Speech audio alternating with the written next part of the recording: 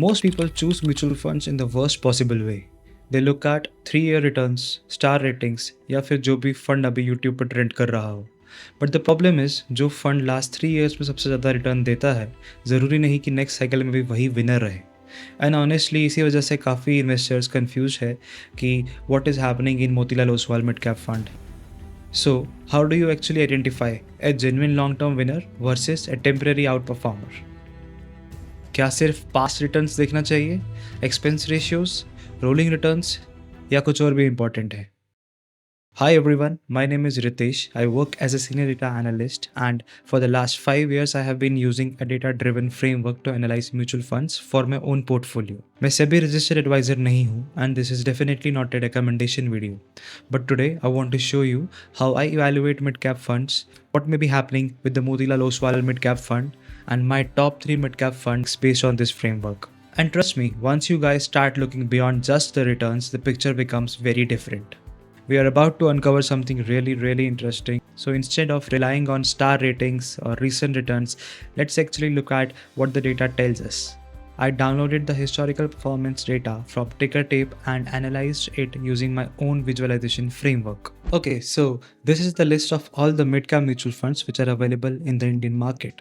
और ये जो पैरामीटर्स है 3-year average rolling return, CAGR 3-year, CAGR 5-year, ये सब हमने टिकरटेप से डाउनलोड किए हुए हैं.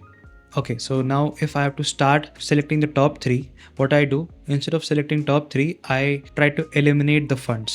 So जो last पे बच जाएंगे, that would be the best possible funds for us. So what I usually do, first of all, I sort this entire thing by CAGR 5 years. तो basically जिसका भी 5-year CAGR नहीं है, that means they are less than 5 years old. In mid cap mutual funds ने covid का fall भी नहीं देखा है, तो I do not want to invest my time here, so I directly exclude them from my list. अब हमारे पास बचे हैं 25 म्यूचुअल फंड्स. ओके, सो अब इन 25 म्यूचुअल फंड्स को मैं पर्सनली क्या करता हूँ, now I sort them in 3-year average rolling return. So 3-year average rolling return is जब से फंड स्टार्ट हुआ है तब से लेकर अभी तक का एवरी 3 year का रोलिंग रिटर्न का average. This parameter is better than CAGR 3-year and CAGR 5-year because CAGR 3-year सिर्फ लास्ट 3 years का CAGR देता है, CAGR 5-year सिर्फ लास्ट 5 years का CAGR देता है. तो now what I do, I sort this in descending order और इसके बाद मैं क्या करता हूँ, I check out the expense ratios. So अगर मैं देखूँ, ये एक फंड है which is HSBC Mid Cap Fund, इसका 2.53% एक्सपेंस रेशियो है. तो I do not want such expensive funds, तो मैं डायरेक्टली इसको भी एक्सक्लूड कर देता हूँ. ऐसे ही if you see there is 1.81, I do not want this. और अगर मैं देखूँ, एक तो इन लास्ट में अगर मेरे को कुछ ये 3 दिख रहे हैं, अब एक तो इनका 3-year एवरेज रोलिंग रिटर्न भी कम है और इनका एक्सपेंस रेशियो भी ज़्यादा है, तो it makes no sense to have them, right. तो मैं इनको भी एक्सक्लूड कर देता हूँ और ये लास्ट वाले को भी मैं एक्सक्लूड कर देता हूँ. Now there are just 20 mid cap funds which are available to us. Okay, so now let's go on to the next parameter, which is alpha versus volatility. So simply the alpha is going from bottom to top and the volatility is going from left to right. अगर देखा जाए तो mid cap funds में volatility तो होगी ही, और जो हमें ये कलर दिख रहे हैं, तो colour is let's say if it is green, इसका 3-year रोलिंग रिटर्न हाई है, and if it is red, इसका मतलब इसका 3-year रोलिंग रिटर्न सबसे कम है out of what ever is available. ठीक है, तो अब हमें एक चीज़ पता है कि अब देखो यहाँ पे एक फंड है जिसका 3-year average rolling return high है क्योंकि इसका कलर फुल ग्रीन है, बट इसका अल्फा काफ़ी नेगेटिव में चल रहा है अभी, and this fund is none other than Motilal Oswal mid cap fund. तो अब मैं क्या करूँगा, सबसे पहले let's not work on volatility, क्योंकि वॉलेटिलिटी तो होगी, मैं अल्फा के पॉइंट ऑफ व्यू से इन 3 फंड को एलिमिनेट कर देता हूँ. जो ये 3 फंड है इनका नेगेटिव अल्फा मिल रहा है. कौन कौन से हैं ये, PGIM mid cap, this Franklin India mid cap और SBI मिड कैप. ये भी नेगेटिव चल रहा है, but I want to keep this till end so that we can discuss what happened with this, इसके साथ क्या गलत हुआ. ठीक है, तो अभी इनको मैं अपने लिस्ट से एक्सक्लूड कर देता हूँ और now we are remaining with just 17 mutual funds. अब चलते हैं अपने नेक्स्ट पैरामीटर पे, which is one of the most important, most useful parameter, Sortino ratios and Sharpe ratio. To understand this, let's quickly go on to the whiteboard. Now let's assume हमारे पास एक fund है, ठीक है, और ये उसके returns है. Something like this. ठीक है, this is as of today and this is the starting point. अगर मैं एक लाइन ड्रॉ करूँ from its starting to its ending, ठीक है, और अब मैं देखूँ कि ये एक एवरेज लाइन हो गई, लीनियर लाइन एवरेज लाइन हो गई। अब फंड इस लाइन से ऊपर कितना डिविएट करता है और ये नीचे कितना डिविएट करता है, this is called as volatility of this fund. ठीक है, तो नाउ शार्प रेशियो इज ये फंड अपनी इस लाइन से कितना ऊपर और कितना नीचे डेविएट करता है। तो basically volatility on both sides, upward and downward volatility is called as sharp ratio.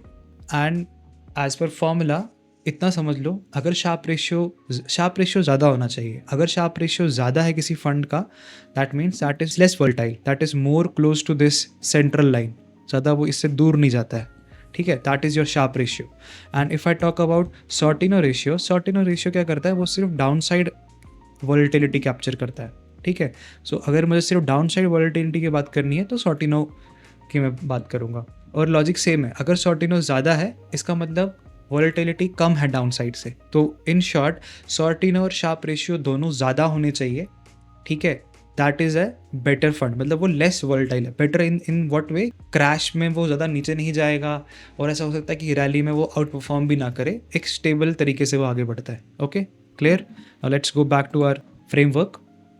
अगर मैं यहाँ पे देखूँ, मुझे स्ट्रेट अवे दिख रहा है कि लेफ्ट टू राइट मेरा शार्प रेशियो है, बॉटम टू टॉप मेरा सॉर्टिनो रेशियो है। तो आइडियली ये वाला जो क्वाड्रेंट है, this is the quadrant which I should look for. और लकीली मेरे सारे जो फंड्स है वो इसमें ही फंसे रहे, except one fund which is Motilal Oswal mid cap fund. I do not want to exclude this for now, but अब यहाँ देखते हैं। तो अगर तुम यहाँ देखोगे तो ICICI मिड कैप फंड का रेशियोज सबसे बेस्ट है। बट अगर मैं कलर में देखूँ, कलर में they are slightly yellow, which means that इसका जो 3 ईयर एवरेज रोलिंग रिटर्न है which is 26, which is not bad. But कुछ ऐसे भी है जिनका मे बी ये रेशियो जो थोड़े फ्लक्चुएट करते हैं, जिनमें वॉलेटिलिटी थोड़ी ज़्यादा है और वो रिटर्न भी इससे ICICI से बेटर निकाल के देते हैं। तो मैं क्या करूँगा, ज़रूरत नहीं है बट मैं इन दो को, क्योंकि see these are volatile because इनका Sharpe ratio and Sortino ratio कम है और ये 3 ईयर एवरेज रोलिंग रिटर्न भी इनका कम है, तो मैं इनको एक्सक्लूड कर रहा हूँ। और इसी के साथ now we are just remaining with 15 funds. Okay, so now let's move on to the next parameter which is concentration। ठीक है, अब यहाँ पे काफ़ी इंटरेस्टिंग चीज़ क्या है, सिंपल टर्म्स में जिसके बार्स काफ़ी बड़े दिख रहे हैं, लंबे बार्स दिख रहे हैं, इसका मतलब है कि वो हाईली कॉन्सेंट्रेटेड है। फॉर एग्जांपल अगर मैं ये वाली लाइन देखूँ, इसमें टॉप 3% होल्डिंग का कितना कॉन्सेंट्रेशन हमें वो बताया जा रहा है। तो अगर मैं देखूँ तो स्ट्रेट अवे जो Motilal Oswal mid cap fund है, इसके टॉप 3 होल्डिंग्स का जो कॉन्सेंट्रेशन है दैट इज़ 20%। कहने का मतलब है अगर इसके टॉप 3 स्टॉक्स गिरेंगे तो 20% of the stock of your fund गिर सकता है। ठीक है, similarly the same thing is with Invesco as well. Invesco का भी ऑलमोस्ट 17% ही है। Okay, now here is one thing, मतलब वी कैन अज्यूम कि इस साल Motilal Oswal mid cap fund के साथ क्या हुआ हो सकता है। ठीक है, अब इसको कंफर्मेशन के लिए क्या करते हैं, let me go to Groww. ठीक है, और यहाँ पे मैं बस देखता हूँ कि इनके होल्डिंग्स कितनी है। ओके, तो इनके पास सिर्फ 27 होल्डिंग्स है, दे आर होल्डिंग्स 27 स्टॉक्स। ठीक है, वेयर एज अगर मैं ICICI प्रूडेंशियल मिड कैप का देखूँ, ये 85 स्टॉक्स होल्ड करता है। तो मैं अब पता चल रहा है कि क्या हुआ हो सकता है। और इस 27 में से भी अगर मैं नीचे जाऊँ, टेक्नोलॉजी इज निफ्टी IT। तो IT सेक्टर ने 2026 में काफ़ी बड़ा क्रैश देखा है। काफ़ी बड़ा क्रैश नहीं बोलूँगा, काफ़ी अच्छा खासा करेक्शन देखा है कंपेयर टू अदर सेक्टर्स। अभी तो इन्होंने 26 कर दिया है, बट पहले 26 से ज़्यादा था। और एक और चीज़, इसका फंड मैनेजर भी चेंज हुआ है। ठीक है, but just from the data what I can see is that ये एक highly concentrated mid cap fund है। तो इसका ये मतलब नहीं है कि ये फंड ख़राब है। ठीक है, सो माई गिव अवे इज़ यहाँ पे कि कंसंट्रेशन का मतलब ये नहीं है कि ख़राब है, बस ये कि तुम्हें रेडी रहना है कि ये वॉलेटाइल हो सकता है। ठीक है, ये क्रैश के टाइम पे ज़्यादा गिरेगा और जब रैली के टाइम पे ज़्यादा चढ़ेगा। ठीक है, if you are okay with that crash and मतलब दोनों टाइप के इमोशंस के साथ if you are okay then you can continue with this, ठीक है। But I personally do not want to keep this, मैं इतना नहीं वॉलेटिलिटी देख सकता हूँ। So this is concentration for top 3 holding, concentration of top 5 holding and concentration of top 10 holding, ठीक है। तो मैं पर्सनली ये फंड नहीं रखना चाहूँगा मोतीलाल ओसवाल, अगर मैं अभी स्टार्ट कर रहा हूँ तो। सिमिलरली मेरा सेम रीज़न इन्वेस्को के लिए भी है। अगर मैं इन्वेस्को का दिखाऊँ, इन्वेस्को के भी 42 स्टॉक्स ही है होल्डिंग्स में, मतलब जहाँ पे ICICI प्रूडेंशियल्स के 85 है, एडलविसेस के 90 है, इन्वेस्को के भी 42 ही है। तो this is also running on the same risk such as Motilal Oswal. अब ये क्यों बच गया इस साल, क्योंकि may be I am not sure कि पहले क्या होल्डिंग्स थी। They are holding less of technological stocks, ठीक है। IT स्टॉक्स ये लोग कम होल्ड कर रहे थे comparative to their other sectors. For these 2 reasons I want to exclude Motilal Oswal and Invesco from my list. Okay, so now after doing all this, we are still remaining with these 13 mutual funds. And to be honest with you, to be extremely honest with you, all of these mutual funds are fine. There is no issue in it. ठीक है, तुम अगर इसमें से किसी में भी invested हो then you can be invested, no worries. ज़रूरी नहीं है कि जो एक्सेस मिड कैप अभी तुम्हें 22 पे दिख रहा है 3 ईयर रोलिंग एवरेज, हो सकता है कि आने वाले 3 साल में ये बढ़ जाए, ठीक है। तो इसके ये this is just the past returns, but हमने इस वीडियो में पास्ट रिटर्न्स के अलावा भी बाकी चीज़ों पे ध्यान दिया है और उन सबको एलिमिनेट करके ही ये सब हमारे पास बचे हैं। Now if you tell me if I have to select 3 out of this, so what I would do, ठीक है। अब एक चीज़ हमें पता है कि AUM भी एक इम्पॉर्टेंट फैक्टर है, ठीक है। सबसे ज़्यादा AUM किसका है, हमारे HDFC का, ठीक है। और सबसे ज़्यादा स्टेबल फंड कौन सा था जो हमने यहाँ पे देखा था, it was ICICI Pru mid cap, ठीक है। तो पहला हो गया HDFC, फिर हो गया ICICI, ठीक है। अब तीसरा this is in my portfolio as well which is Edelweiss, ठीक है। तो मैं ये 3 फंड को अभी के लिए शॉर्ट लिस्ट कर देता हूँ, ठीक है। तो this is according to me, if you want to start investing right now in 2026, these 3 funds are best for it. You can just go for it without giving a thought, ठीक है। अब तुम इस पर फाइट कर सकते हो कि इसका एक्सपेंस रेशियो ज़्यादा है, इसका AUM ज़्यादा है, इसका क्या कहते हैं एक्सपेंस रेशियो कम है, ठीक है, और इसका रोलिंग एवरेज ज़्यादा है। तो these are the parameter which you can talk about. But एक फाइनल चेक मैं क्या करता हूँ, this is what I personally do, I go to Tickertape and I compare, ठीक है। PS में जाके मैं इन तीनों फंड को ना कंपेयर करता हूँ। तो एडलविसेस है, HDFC है, let me add ICICI as well,